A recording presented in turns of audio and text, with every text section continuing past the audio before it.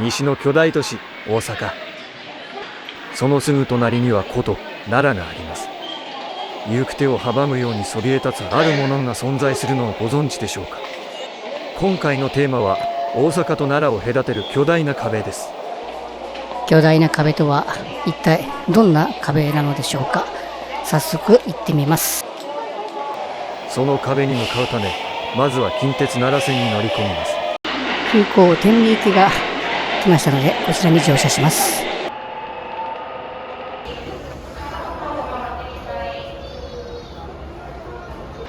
難波を出発し、大阪平野をまっすぐ東へ15分ほど走り、氷炭山駅を通過。車窓には住宅街の背景に山が現れました。そう、あれこそが大阪と奈良を隔てる壁。電車はこの険しい壁を越えるため、最大 35.6 ターミルという関西の大手私鉄でも屈指の急勾配を左へ大きくカーブしながら必死に登っていきます。車窓には大阪の街がミニチュアみたいに見える大阪随一の絶景が広がります。標高を一気に稼ぎ、電車は暗闇の中へ。はい、ただいま近鉄線から下車しました。難波からはだいたい23分です。全長およそ 3.5km の新生駒トンネルで強固な壁を一直線に貫いてきました。そして降りた駅なのですが、こちらは生駒駅です。生駒駅は7軒になります。ここからいよいよ立ちはだかる巨大な壁の正体に迫っていきます。その壁の正体、それは南北におよそ35キロにわたって連なる生駒山地。次の乗り場はこの連絡歩道を歩いていくのかな。この山に挑むために向かうのは近鉄生駒ケーブル線。鳥居前、鳥居ってどこなんだろう、見当たんなかったな。切符を買って早速乗り込みます。通り前駅を出発。実はこの生駒ケーブル、1918年大正7年に開業した日本で最初の営業用ケーブルカーの歴史があります。こう見ると勾配具合がよくわかりますね。まもなく宝山寺駅です。遊園地の乗り物のように可愛らしい車体ですが、その外見とは裏腹に急な斜面をぐいぐいと力強く登ってきました。着いたのは宝山寺駅。この路線がもともと商売繁盛の神様として大いに賑わった宝山寺への参拝客を運ぶために作られました。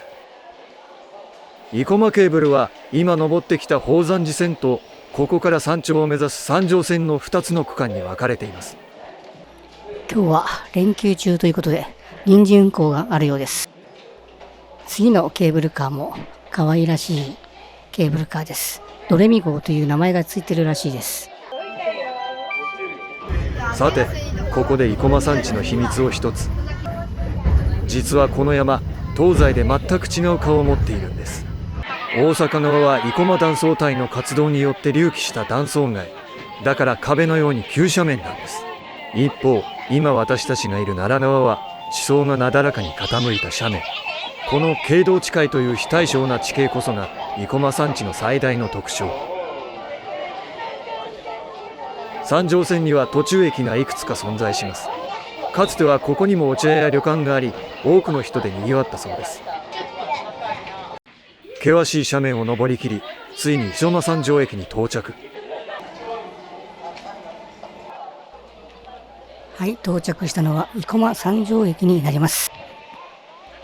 ちょうどこの山頂は遊園地になってて、多くの人で賑わってる感じですね。この鉄塔がある方向でいいのかな。ここが大阪と奈良の壁の山頂付近なんですが、山頂付近はこういう感じになってたんですね。初めて来ました。空に突き刺さるような巨大な鉄塔群。テレビなどの電波塔が林立している。標高およそ642メートル。関西一円に広く電波を届けるにはこの壁の高さがうってつけというわけだ。山頂のにぎわいに背を向け、ここからはかつての人々がこの巨大な壁にどう挑んできたのか、その歴史の痕跡をたどりに行きます。暗がり峠近道左か。結構本格的な登山コース。いやー、スニーカー履いてきてよかったな。本格的な山の中という感じですが、時折電車の走ると、多分近鉄線だと思うんですが、近鉄の音が聞こえてくると、なんか安心します。なんだか開けたところに出てきました。金剛生駒国定公園って書いてある。眼下には果てしなく広がる大阪平野の大パノラマ。あのビル群が梅田かな？安倍のハルカスから遠く淡路島まで見渡せる、まさに天空の特等席。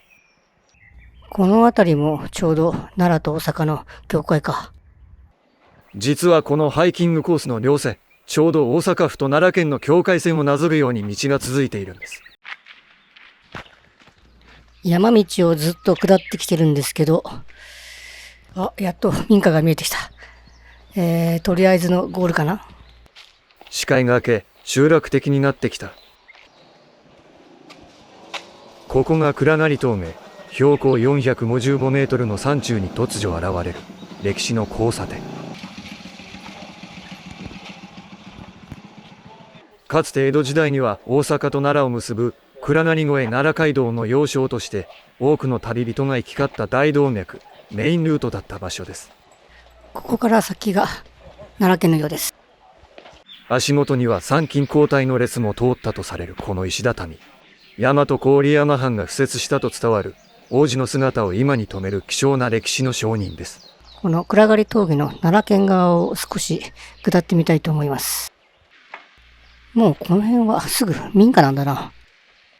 視線を向ければ山の斜面に美しく広がる棚田の風景。のどかな日本の原風景がここに広がっています。これ、ゴミ捨て場の表示かと思ったら、違った。バス停だ。コミュニティバス。暗刈峠。バスここまで来んのか。時刻表を見ると、1日4本。土日祝は運休。コミュニティバスっぽいな。では、大阪方面の方に戻ってみよう。ここが奈良県と大阪府を隔てる、まさに境界線。調べたら、この道幅は当時と同じ道幅のようです。そして驚くべきことに、この細い石畳の道、これでも立派な国道。過酷な道、いわゆる国道として非常に知られた国道308号線。国道と呼ばれるゆえん、その正体は、これから大阪側へ下る先に待ち受ける、最大傾斜 31% という異常なまでの急勾配。生駒山地の断面図を見てみましょう。一目瞭然、奈良側に比べて大阪側がストンと切り立ったように急勾配になっているのがわかります。まだまだこの辺りは、道もなだらかです。この生駒断層帯による非対称な地形こそが大阪側にそびえる巨大な壁を生み出し、この凄まじい急勾配を作り上げたのです。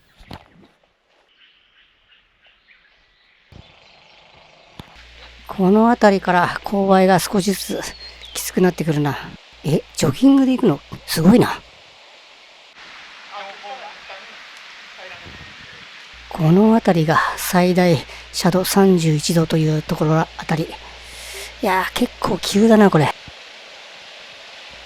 ちゃんと踏ん張らないと足つんのめって下落ちてくなこれ。車両でさえひとたびアクセルを踏み込めばエンジンが悲鳴のようなうなり声を上げる。まさに難所中の難所です。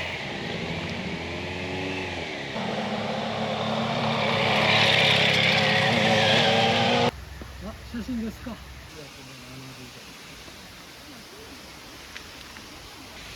足踏ん張りすぎてちょっと痛くなってきた。でも歩いてる人結構いるな。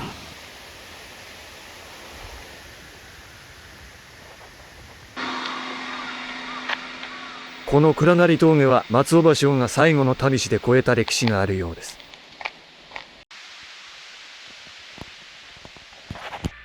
ついに住宅街になってきた。いやー、ずっと踏ん張って下ってきたからつま先が痛い。かつては大阪と奈良を結ぶ最短ルートであり、メインストリートだった暗刈越奈良街道。しかし地形があまりにも険しすぎたため、近代的な道路拡張の波から見放されてしまった。結果として江戸時代のままの姿で、ここだけ時が止まったかのように保存されることになったのです。巨大な壁が生み出した江戸時代の痕跡。そしてここからはさらに現代に近い過去、壁を貫こうとした人々の執念の後、旧生駒トンネルへ向かいます。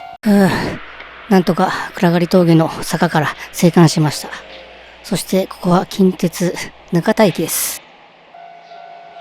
再び近鉄電車に乗り込みます。向かうのは一つ隣の石切駅。はい、すぐ隣石切駅の方に到着しました。この先には先ほど通り抜けた新生駒トンネルがありますが、ここからこの生駒トンネル前の過去が見れる場所があるので、そこに行ってみます。